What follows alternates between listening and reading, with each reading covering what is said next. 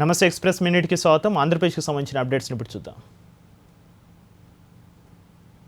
Vijayawada CM camp ఆఫీసులో ముఖ్యమంత్రి చంద్రబాబుతో రెవెన్యూ ఉద్యోగులు సమావేశమయ్యారు. ఎంఆర్ఓ వనజాక్షి వ్యవహారంలో వేసిన కమిటీలో ఐఏఎస్ అధికారి సల్మాన్ను కూడా సభ్యునిగా చేర్చాలని సీఎంను కోరారు.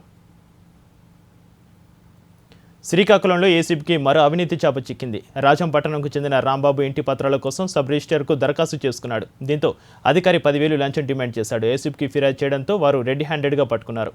శ్రీకాకుళంలో ఏసీబీకి చిక్కిన మరో అవినీతి చాప. ప్రకాశం జిల్లా చీరాల్లో పలు వస్త్రాల దుకాణాలపై ఐటీ అధికారులు దాడులు నిర్వహించారు. ఇల్లు గోదాంలతో పాటు బంధువుల ఇళ్లలో కూడా సోదాలు చేశారు. విషయం తెలుసుకున్న పలువురు వ్యాపారులు తమ దుకాణాలకు తాళాలు వేసి పరారయ్యారు. ఏపీ బీజేపీ నాయకులు ప్రాజెక్టుల బాట పట్టారు. రాయలసీమలోని ప్రాజెక్టుల పరిశీలనకు బృందంగా ఏర్పడి సందర్శించడం ప్రారంభించారు.